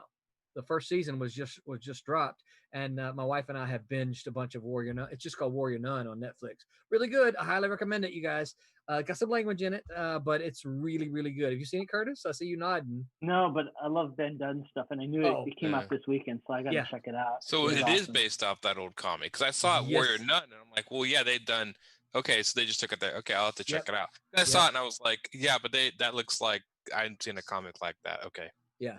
I think we've binged about 6 or 7 episodes so far, and just started watching it, I guess, Friday or Saturday. I can't remember now. Yeah, we binged quite a few, but it's really good. I highly recommend that. But one of the things they do sometimes is they'll remind, if like you watch the episode 7, a character will say something that kind of reminds you. Right. And you're like, yeah, but I've been watching the other episodes. You don't have to remind me. And this is, I think, part of the problem with reprints is that in trades, when you got a book that comes out monthly, if it's been 30 days between one episode or one issue and the next issue, sometimes you need to be reminded in the issue, why are we here again? Oh yeah, that's right. That's because, Magneto captured Rogue and we've got to go rescue. Oh, okay. right? If you're reading it in a trade, you don't need to be reminded because you just read it, you know. Right. So there's always that kind of difficulty in the presentation that way. Yeah, Wubba says it's really good. Talking about Warrior Nun, and then when he's talking about stuff for the artist, he said that stuff is great if the writer includes that info. And I think movies really help with learning camera setup and mood lighting. I've been binging movies lately for that purpose. So anybody else want to talk about anything that's influenced you directly into your work? I mean, I steal like color schemes on movies. They like you can find them online. Like if you can look up a movie and they all have like the palette of all the colors on it. And sometimes if I'm having a hard time feeling a mood for a page, I'll just kind of like go around and look. I'm like, all right, that's a cool mood, and then I'll steal the colors and just go with it. Oh, that's cool. So they give you an entire palette? Not always the entire palette. Sometimes it's like just like the primary, and then you've got to go in with the shadings and stuff like that. Gotcha. So do you have an old-fashioned color wheel? You'll appreciate this. I don't know if you know what this is. Kurtis, you'll probably recognize this. Oh my gosh, that's cool. it's a color chart. This is I've had this thing for 40 years probably. Oh my gosh. No. Wow. Like this just basically tells me if I want this color, then oops, it's upside down. If I want this color, then it's like 40% R, 50% blue, right? I kind of have that, but oh yeah, cool. Yeah. Do you guys ever use Cooler? Cooler? You guys, Cooler for like that's Photoshop, right? Adobe Cooler, Kuler. It's online. No. Okay. You guys never use that? So Cooler is basically if you pick a color, like any color you want, and you go into it and drop it in this sort of, you'll see in the program this arrow, this sort of primary color. It'll give you every other color that goes with it, and you can go for like monochromatic, like all the color schemes down there. So yeah, if you go to Cooler and just you explore the site, I've used Cooler for years. Somebody introduced it to me a few years ago. It's Cooler with a K. Kuler. Put Adobe before it, and you'll see it. And it just basically, if you drop any color, it'll tell you every other color that goes with it through multiple color schemes. And then it also gives you the Pantone numbers, RGB numbers, everything. It's like an invaluable site if you're doing coloring at all. That's pretty cool. Yeah, it's amazing. One of the things that I would really like to do, and I realize we're straying off topic now. One of the things that I would really like to do is create palettes for the Silverline characters. I know that that's just something that Malibu used to have, and the reason we had it was because the screens, right? The screens are all going to look different. You can share your color file with me, and it's going to look a little bit different on my screen. Tommy, if he's still listening, he can probably tell me exactly why. But there's something about the way that the screen is configured for your screen and for my screen, that it's going to make it look just a little bit different. So I might see something on your screen, and when I get it, I'm like, ooh, that's really not red enough, right? It's supposed to be more red. And you're looking at it and you're like, no, it's really red. It's because our screens aren't calibrated. That's what it is. Our screens aren't calibrated to what the actual colors are. And so Malibu created a palette for each of the characters, so that when the colorists were working on them, they would go to the palette and choose that palette. And I think if I remember correctly, they had like, here's the primary character's color, and here's the light, the 1-step light, 2-step lights. Here's 1-step dark, 2-step dark, and they shared it amongst themselves. That way, it didn't really matter what it looked like on their screen, as long as they had the palette correct. Yeah. Then it would match throughout. And another reason they did that is because we had teams of anywhere from 4 to 6 colorists on a team. So a team would get one book, and so you would have 4 to 6 people coloring one book, and they wouldn't all color. So they wouldn't color even in sequential pages. I mean, they were coloring sequential art, but they might not color sequential pages. They would just randomly get pages assigned to them. And so rather than risk all the different variations of color, they had palettes so that when it was done, yes, you had, a four or five different people working on it, but the palettes were all the same. If that makes sense. Yeah. And we had the color designer position, which is what I was doing then, but that's defunct now. But that was basically like the director of all the coloring. Yep. Yep. I know we're kind of going off, but I had a question for you, Roland. I still remember you used to have, like, in some of the earlier books, we would see the books and it would actually have the notations for the actual codes for the color. Like, you would have the character, you would have an arrow, and you would write, like, this is B168 or whatever. Yeah, right. For every single color, right? That was for the printer to make sure that it matched up. We only did that for a little while, but so I don't remember sending that to the printer. I remember giving that to the colorist. I remember color guidist putting those numbers on the guides for the computer colorist to do. Okay. And I'm not saying we didn't send them to the printer. I'm saying I don't remember ever doing that. Did you guys use Pantone colors a lot when you did the books? Yeah. I think those are, if I remember, it's been a while. I think those are printer friendly colors. Yeah. Colors that I think most people had, unless you had to do different, then they had to mix them and they charge you more. Jacob Bear says, who's drawing on the screen right now? Jacob, that is Pete Clinton. And Pete is drawing, I think you said it was page 8, Pete? Page 7. Page and 7. It's not really drawing, it's just scribbling until something makes sense. So I'm working on the layout. Yeah, I'm doing the layout, and then we'll try and progress. Cool. I'm just trying to figure out I'm trying to figure out the body language of the characters, and like we're talking about what shot frames it best, frames the story best. Yeah. So actually this is actually good, because this is what we were talking about a little earlier. You're actually now in that process of choosing the angles, and then also working with the character's body language to make sure that the actors are communicating what you want them to communicate. Yeah. So first and foremost, we've got to tell the story, right? So you've got to figure out how best, and then from there, the body language and trying to change the camera angles and make it high or low, zoom in, zoom out. Yeah. To make the page interesting to look at. So it's not all just headshots or waist up shots. Yeah. And if you watch a film, the film isn't just static, just like you would get on a theater stage. Right. It moves around and moves in and moves out. And as far as, since we're talking about this still is about film. As far as moving in and moving out, what would you say is probably the hardest thing to do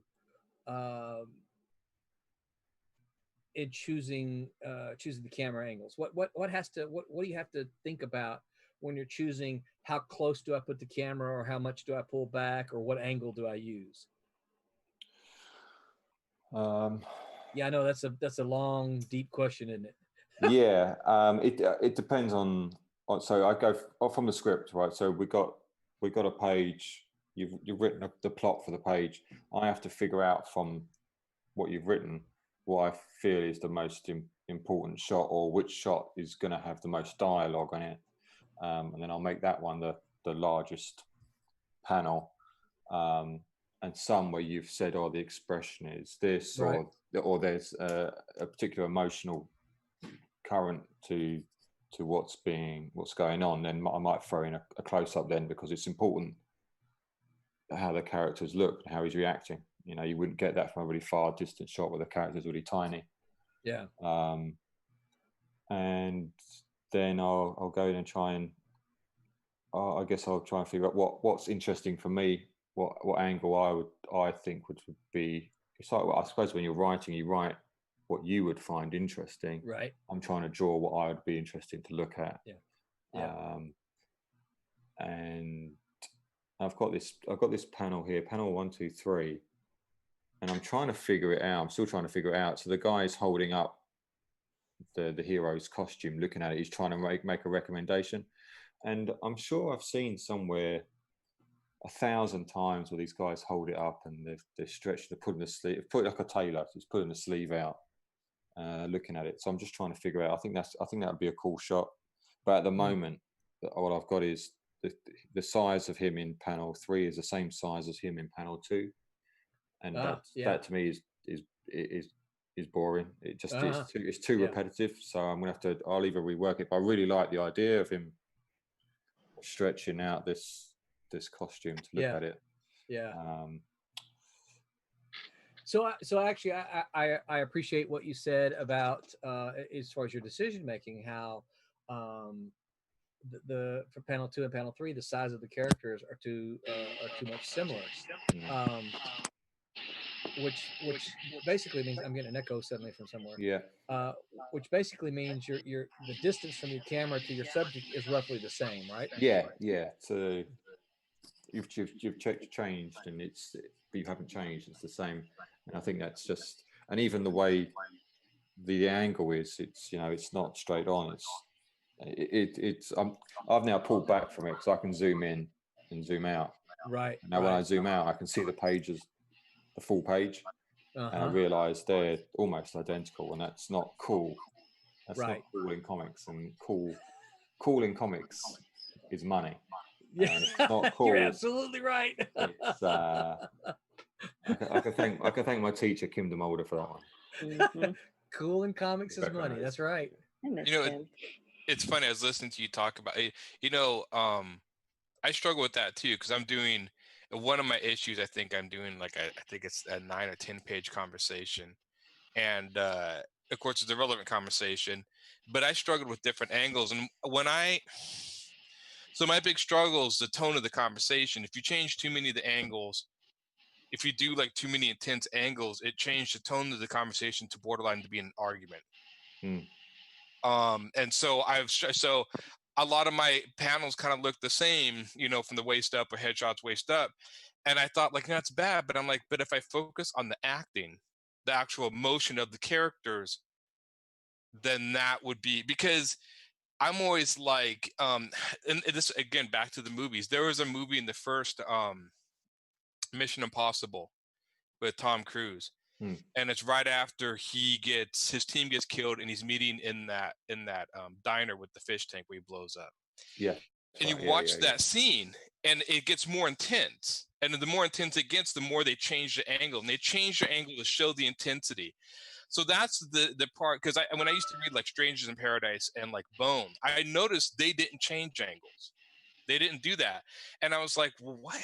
Why not? Why are they not doing this sort of stuff you see in superhero books? Why is it? And it worked. I mean, I couldn't see reading Strangers in Paradise with the angles and stuff you see in superheroes, because it would change the tone of the entire book.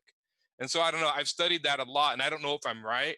Then maybe my book would bore the hell out of people. But I have noticed that sometimes I'm just no, I'm not going to worry about angles and dramatic effects, and just focus on the acting of the characters and carry the scene. Yeah, I sometimes like that when they have the shot's almost repeated. Yeah, the expression on the face changes, because with the expression on the face is more important than just having different the body camera language angles. and the expression of the face or whatever. That's yeah.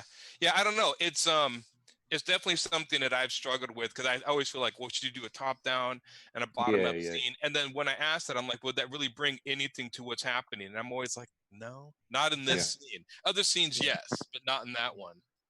Yeah. So that's our job. That's our job. You were storyteller, right? So you've got to figure out how best to tell the story, and sometimes that means you can do the crazy camera angles, but sometimes that just means having a straight on shot. One of the things that I try to tell my students is that talking head scenes are almost always inevitable. You're going to get every story you're going to have a scene where characters are going to stop for a moment and talk. The trick, I think, the trick that I kind of teach in the class is that you're going to have a talking head scene, but try not to make the characters actually stop. We don't want to see them sitting on a couch having a conversation, because visually that's kind of boring. Excuse me. It can work in television, because again, you have movement. So my argument is always the characters can have a talking head scene, but they always need to be doing something, right? And then I use the example of someone like Brad Pitt. Okay, if you know anything about Brad Pitt, the actor, you know that whenever he's in a slower scene, he eats. He's always eating something, whether it's an apple or eating on nuts or something like that, right? And this is just part of what he brings into the slower scenes, because again, no one wants to sit there and just watch the talking, the talking head scenes, because those can have a tendency to get visually boring. Kurtis, I saw you about to laugh. What you laughing about?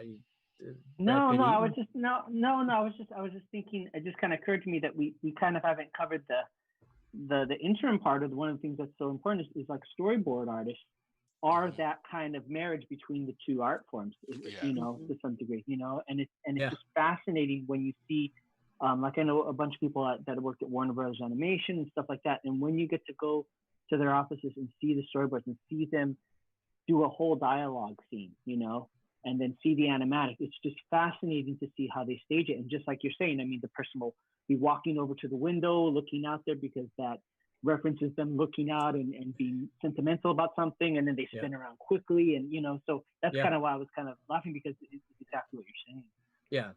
Yeah. And I think really it kind of boils down to is that we don't want to see any of the characters just being static, because we want to see movement. And I always get that students are all. Some of you guys are closer to the student experience than others, but I always get the student argument. Yes, but that's what they would be doing in real life. I'm like, yes, but this is not real life. Yeah. This is a comic book, right? We're not writing real life. We're writing a comic book. We're writing visual entertainment, and I don't want to see two people sitting on the couch having a conversation for 3 pages.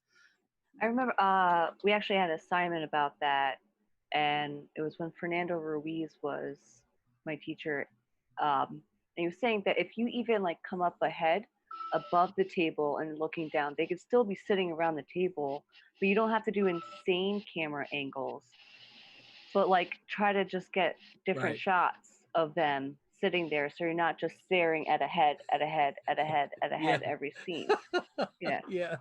Yeah. Strange enough, I did that, like in the scene I'm referring to, that's the actual comic I'm working on now. There's a book in the scene that is this character like introduces this book she wrote about their previous adventures to the character.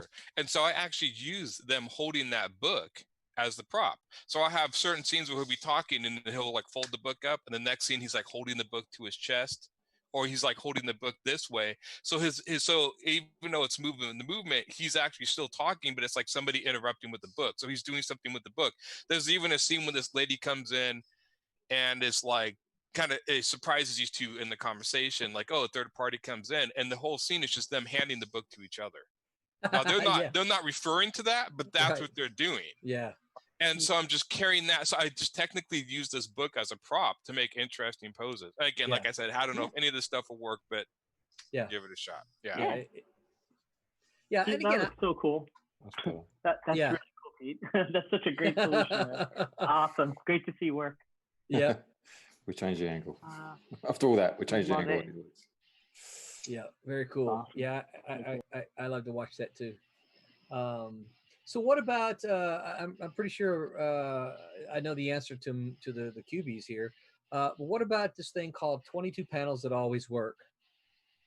You guys familiar with that? I have that. Yeah, it's in my notes. It's on my phone. Yeah. Saved on my phone. Yeah.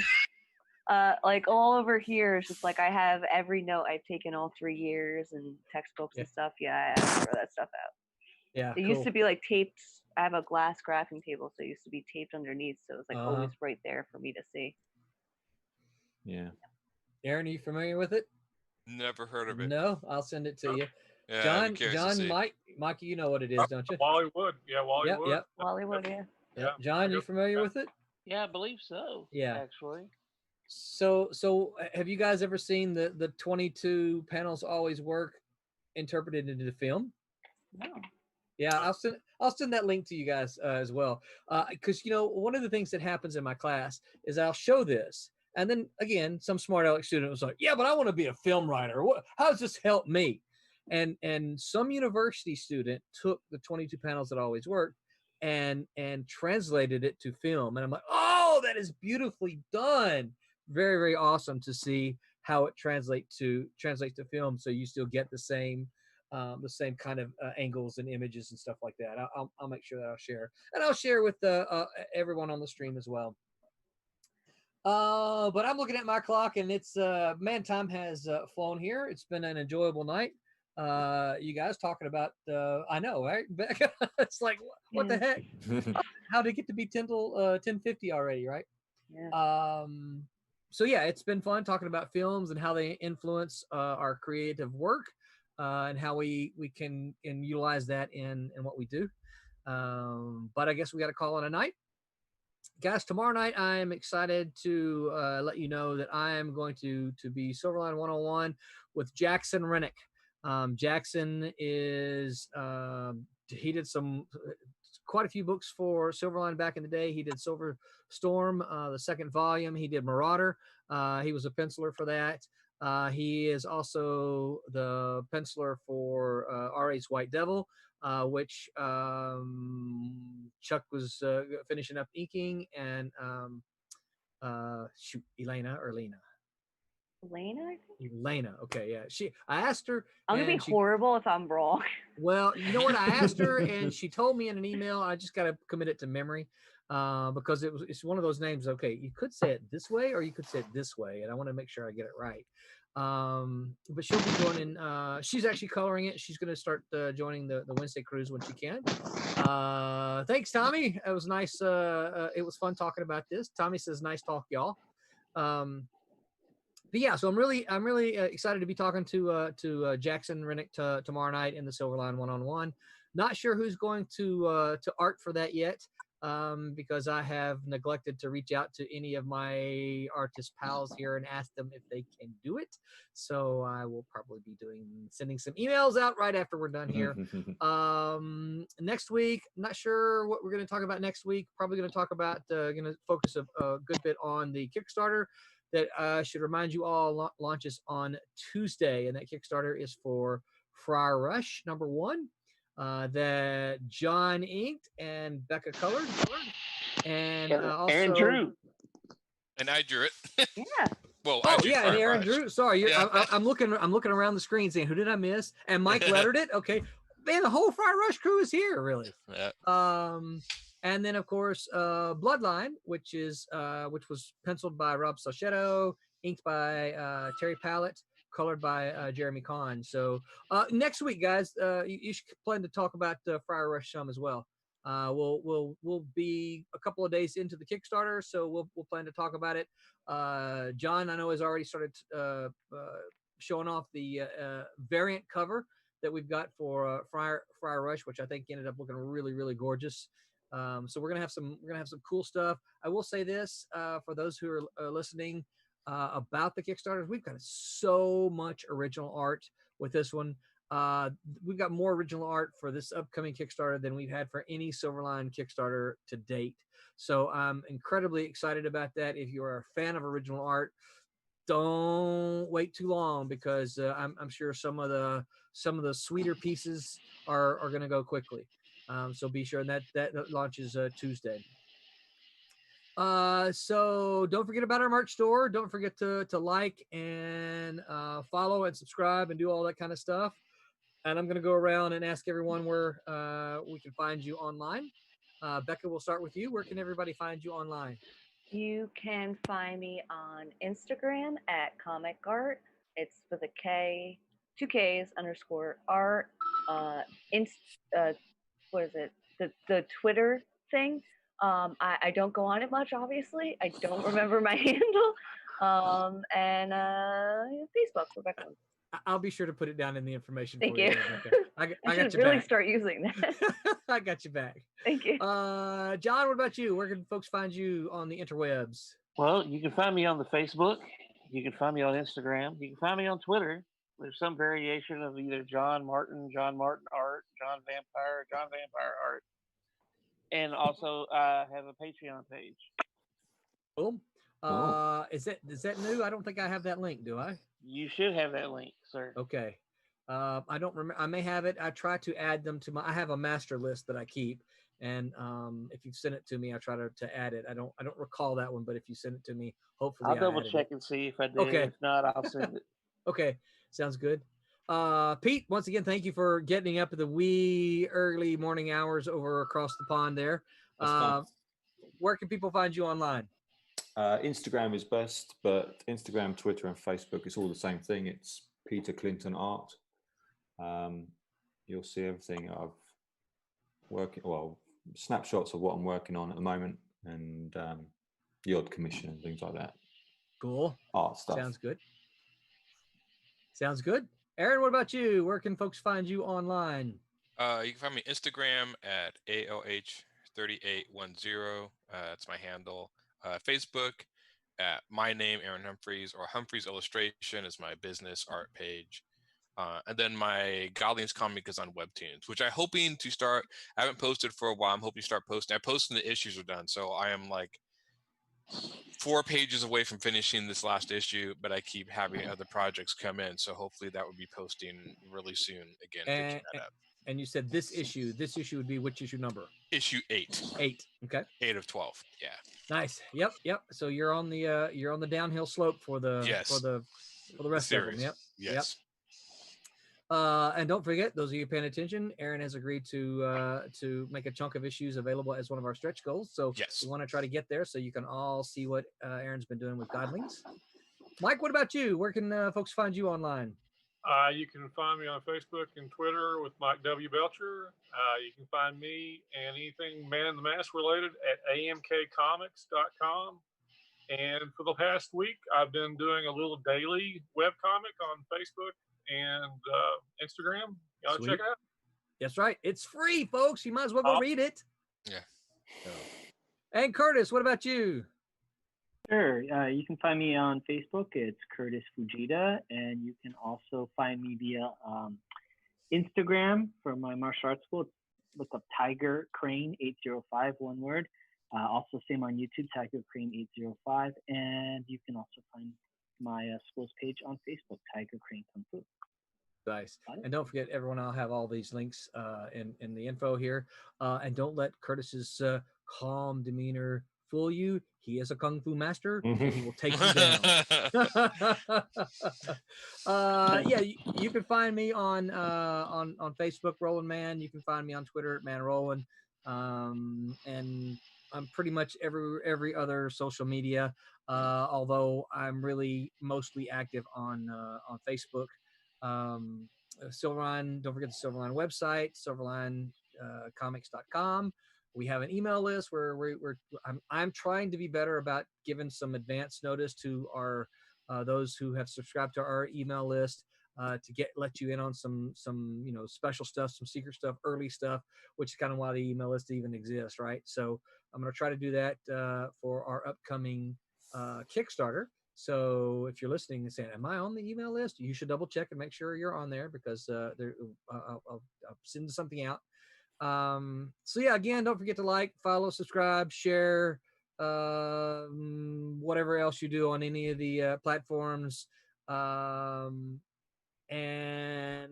last but not least, make mine Silverline. Good night, everyone. Bye. That's Bye. right.